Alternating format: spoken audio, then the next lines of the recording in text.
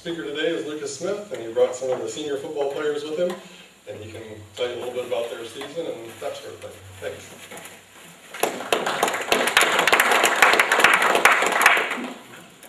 Thanks, Eric, for having me. This is year 11 of being here at Hicksville. It's hard to believe it's been that many years already, but thanks for having me. I'm going to start with, I'm going to read off, we had 9 seniors this year.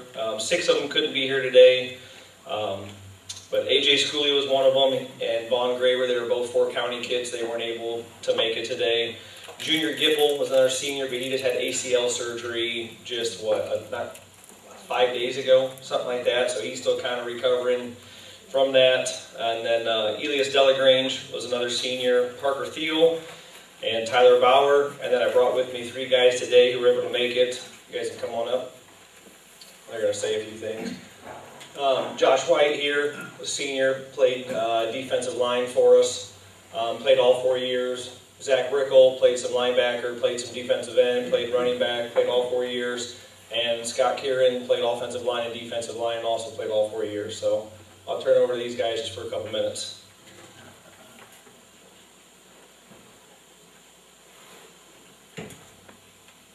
Hi, I'm Josh White. My parents are Jason and Misty White.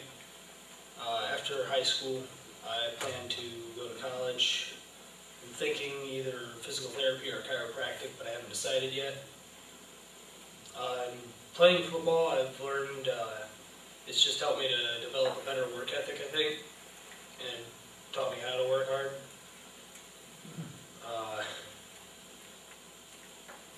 And I can definitely apply that going into college and going into the workforce. I can apply that work ethic there.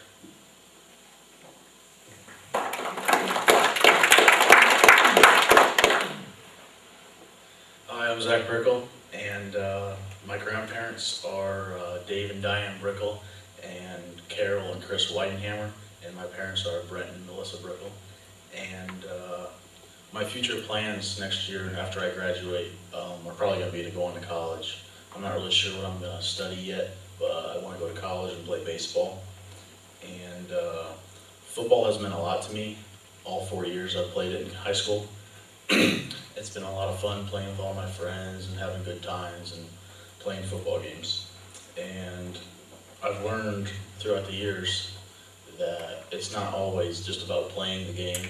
It's about learning from mistakes you make and trying to make a better person out of you. Like Coach Smith, he's kind of hard on us, which is good, and it kind of prepares us for the life after high school and prepares us for the job we're going to get in the future.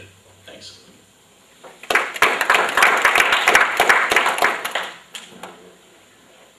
Hi, I'm Scott Kieran. My parents are Scott and Heather Kieran. My grandma is Bonnie Kieran. My other grandma is Bonnie Halsey, and her husband is Tony Halsey.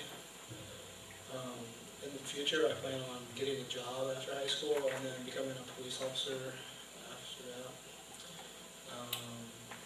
Playing football at Hicksville meant, just get to hang out with my friends and have a good time after school, and then on Friday go play against another school and compete. And I could probably use Coach Smith, he taught us a lot of stuff we could learn, good leadership roles, or we just put that to the world now. That's all I would say.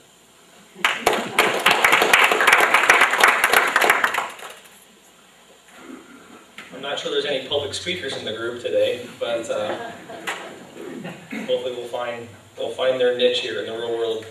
I'm just going to spend a few minutes just talking about the season a little bit. We finished 6-4, which I think for us is a little bit of a disappointment in Hicksville, because we're used to winning 7, 8, 9 games over the last several years. But still, 6-4 is still a solid season. I look back at the 4 losses that we had, and started with Archibald week 1. We were beating them 7-0 at halftime. End of the 3rd quarter was 9-7.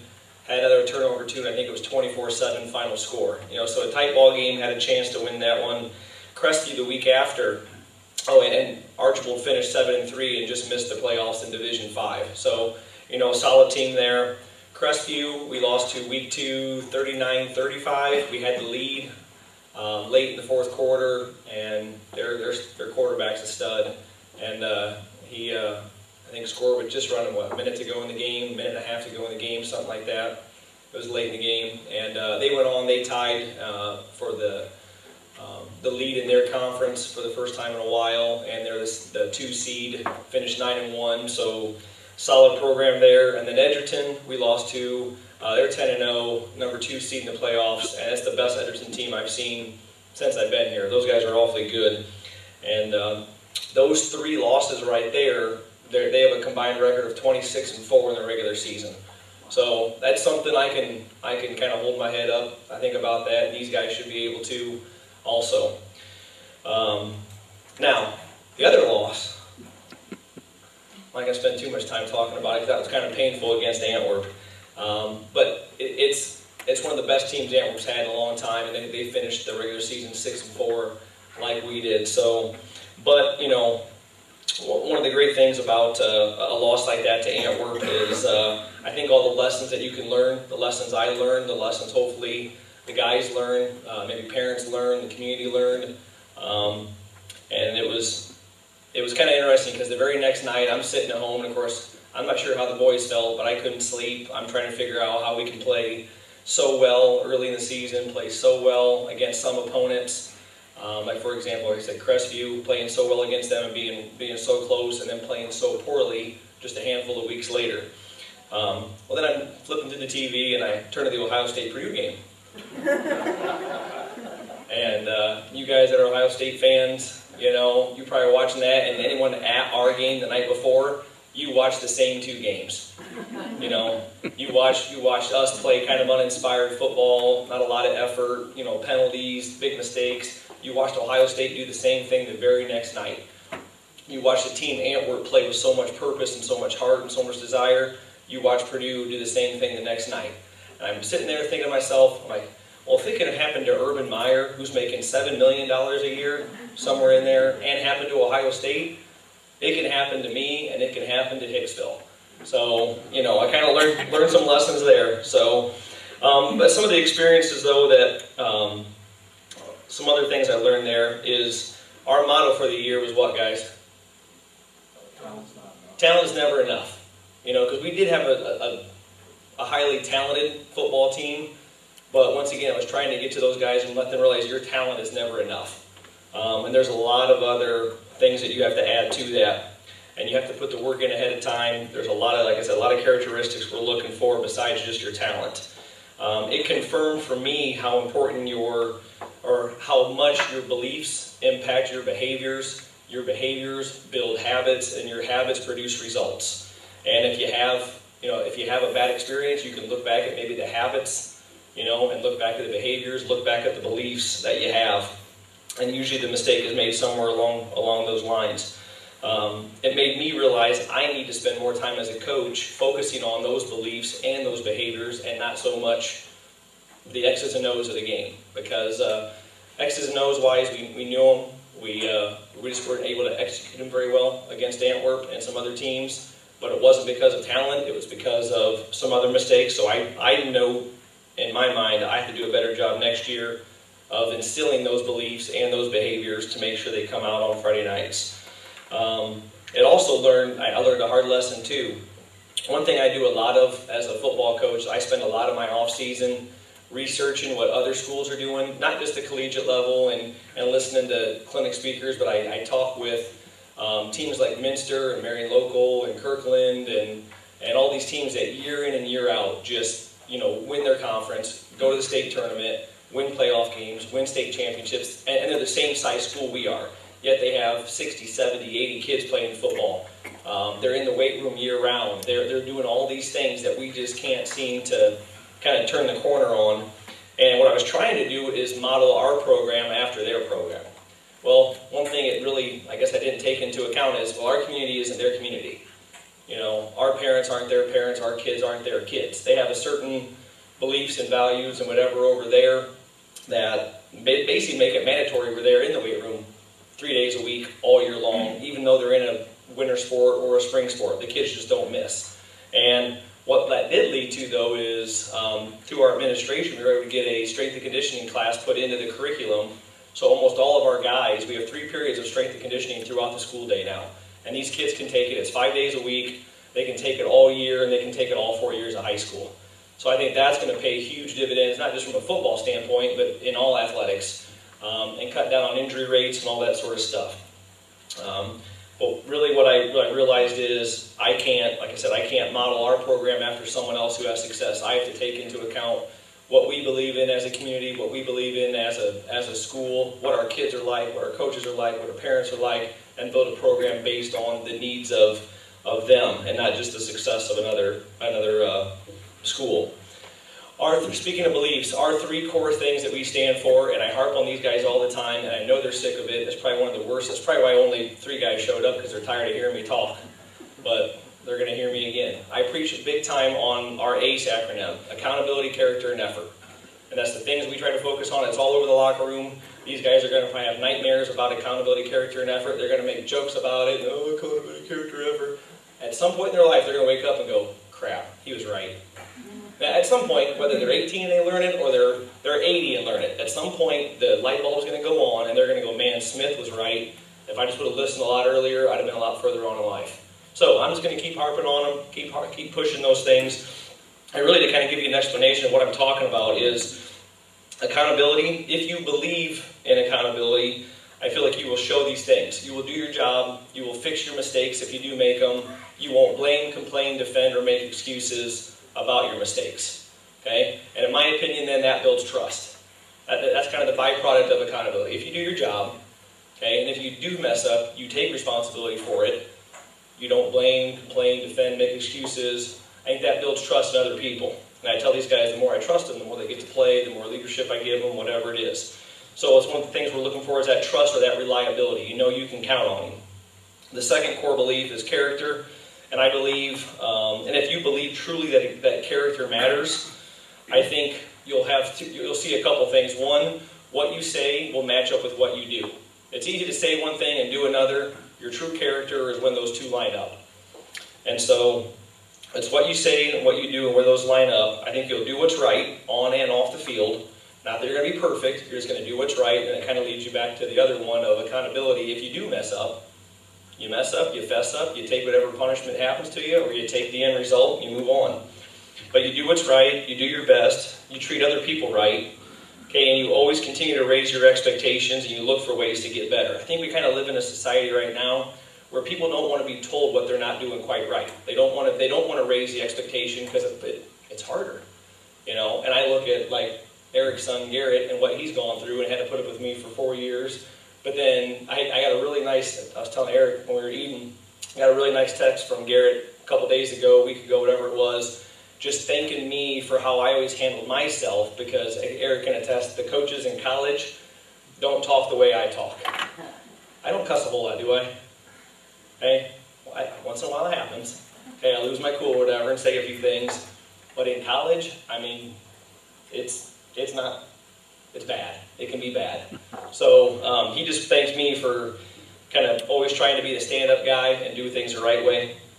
But I feel, excuse me, I feel if you always continue to raise your expectations, okay, you're always trying to get better, and you treat other people right, you're going to get 2 byproducts there. Number 1, your self-confidence goes up. The more you try to push yourself and the more you try to achieve, your confidence level is going to go up. You're just going to feel like you can do more. Also, I feel like if you're treating people right, doing what's right, that unity is going to get built. People can not only trust you to do your job, but they can trust you to do the right thing. You get a more solidified group there. And then the last thing with is E, or effort. And I believe if you think that effort matters, then I think you'll see these things, okay? And these guys get a lot of this. We talk about finish through the line. We do a lot of, or a decent amount of what we call perfect 20s. What we do is we, as we're conditioning, you guys aren't going to miss those, are you? Okay? Well, they're called perfect 20s for a reason. Okay? Number 1 is just a 20-yard sprint. We do 10 of them. That's only 200 yards. That's easy, right? 10 sprints of 20 yards. Okay? The kicker is they have to be at full effort, is one thing. Okay? Which means you can't just go as fast as you can to the line. It's got to be through the line. Anybody that watched the Olympics or watches a race, you never see someone sprint and stop on the line. Okay, it's as fast as they can, head down, run as fast as you can through that line.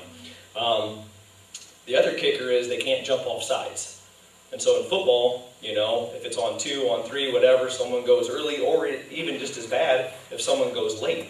Well, if we see somebody that can't get off the ball on the right snap count, and these guys know our play calls, we have different play calls, and a lot of them have different snap counts. So they have to not only, we don't say, hey, this play is on 1 or on 2, it's built into the call. So they know, like Wisconsin Badger is one of our play calls, they know that's automatically on 2. So we work on all that stuff, the snap counts. If one person out of the 35 guys that we have jumps off sides or doesn't get off on the ball when they're supposed to, or doesn't finish through the line full speed, that one doesn't count. And so when we're building just to 20, and how many, or 10 of them, did we ever run 10, 12, 15? What did it usually take us? Usually took us over 20 of them every single time we did them. Okay? Because I think that discipline and that effort matters. You never give up, and if you do fail, you fail forward. And to me, if you do these things, you're going to build that toughness, you're going to build that resilience. If you put yourself through a lot of that, you go through max effort, I just think you become tougher mentally, and you become tougher in the sense that you won't quit. And then ultimately, here's what I'm looking for. If a person, a team, a community, a school, whatever it is, your business, can do these things over a long period of time, okay? You behave with that accountability, character, and effort. Okay, you're going to get somebody or something that's reliable, they're going to be unified, they're going to be confident, they're going to be tough, and they're never going to give up. To me, I'm sure you business owners, if you could get an 18, 19, 20-year-old kid come into your office who you could count on, who helped build unity amongst your staff, who was confident in their job, who was also mentally tough and could handle some things, and also they were resilient and never gave up, I'm pretty sure you'd have a job for them. I'm pretty sure they would work their way up the ladder pretty quick. Okay? And that's one thing I'm trying to get into these guys all the time. And so that's kind of the end product I'm trying to create here as a football coach. Guys who you can count on, guys who will build unity, guys who are tough, guys who are resilient. And not just in the business world. I've told these guys more important to me is as husbands and as dads. I see too many, marriages and stuff end where the two most important people in a kid's life aren't unified anymore. And that breaks my heart. And that's one thing I'm spoiled on. I've still got mom and dad together, and taught me those tough lessons. But that's the end product I'm trying to get here. And I always finish up with this poem from Lou Holtz. But it goes, I saw a group of men in my hometown, a group of men tearing a building down. With a heave and a hoe and a mighty yell, they swung a beam and the sidewall fell. I asked the foreman, are these men skilled? Are they the kind you'd hire if you wanted to build? He laughed and said, well, no indeed, common laborer's all I need. For I can tear down in a day or two what it took a builder 10 years to do. I thought to myself as I walked away, which of these two roles shall I play? So with these guys, are they going to be the uncommon type people who need to build, okay, and have those skills that you as business people are going to want in there, you're going to want them? Or are they going to be the common people that can tear down anything in a day or two with a Facebook post or two, with a Twitter comment or two, okay? So I'm looking to create those uncommon guys who you guys can count on. With that said, does anybody have any questions for me or any of these three guys? Sure? Yeah, question I have for you guys, what would you say is maybe one of the most important lessons you feel you learned this year? What's your biggest takeaway from football this year? You kind of maybe share that a little bit, but could you? Sometimes it helps. Sometimes things go a lot better if you push through adversity. I would say losing the handle. Because it really changed all of our moods and stuff to start working hard again and to get after the next game, which we won. Close game, we had a fall through. What was funny about that week of Wayne Trace, too, it was probably the best week of practice we had all year, wasn't it? And that was coming off probably the toughest loss of the year. Why? I mean, you would think, though, that's the thing, I'm happy with these guys because they took something really bad, and the next week we turned it into the best week of practice. and then beat Wayne and Trace, which I thought we were fairly, matched up fairly well against. But they beat Antwerp early in the year by 3 touchdowns. Fairview beat them by 3 touchdowns. Yet we beat those 2 teams. So I was happy for the way the guys responded after a tough loss like that.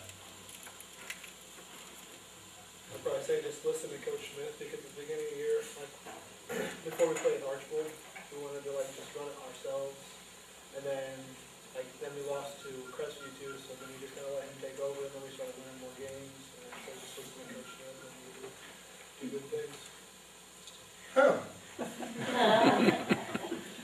It's kind of funny, because these group of seniors wanted a lot more. They wanted the responsibility of things, or wanted to, they wanted to run their conditioning. They wanted to run things, which I'm happy for. I love it when a group of other upperclassmen take the responsibility. The only kicker was the expectation they put on themselves wasn't as high as what I had. Now, when I have groups of seniors who their expectation matches mine, now we've got something special. You had a question? Well, I didn't know the emotion could be so great in football. It seems like the 3 that played Ohio State before their last game really wanted to beat us up, beat Ohio State up. It really was hitting hard. And yet you turn around and see those same teams play somebody else and they get beat. Yeah, because Antwerp played out of their minds against us. Then they turned around and lost by 17 points to Tenora, who only won 3 games all year, and we beat Tenora fairly easily. So it's just... So emotions are weird. a lot. And I know, from the past, I know when Noah Carrickson was with us and was on the sideline in the wheelchair or in the golf cart, our guys just played harder. When you're looking right at that, when you're seeing that day in and day out, you can't help but play harder and give more. Anybody else? I have a question. The strength and conditioning class we were talking about, is that only offered then at high school level? Or what? Yes. Now, Yep. does that count as something they can do all 4 quarters, I guess? Yep. And does it count as an elective? And it's an elective credit, and they can take it all 4 years of high school. Boys and girls.